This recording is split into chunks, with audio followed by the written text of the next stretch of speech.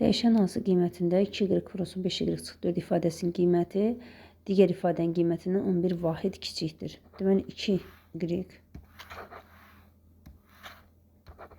2y vurulsun 5y çıxılsın 4 bərabər olmalıdır. Y üstə gəlsin 8 vurulsun 10y çıxılsın 11. Çünki 11 vahid kiçikdir deyil. Vurub açıb sadələşdirək mötərizələrimizi. 10y kvadratı minus 2y 4-ə vursaq 8y bərabərdir. 10y y-ə vursaq 10y kvadratı. 10y 8-ə vursaq 80y və çıxılsın 11.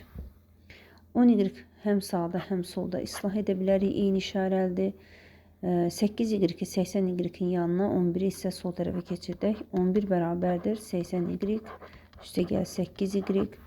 11 bərabərdir 88y və y də bərabərdir 88-də 11, yəni 8-də 1.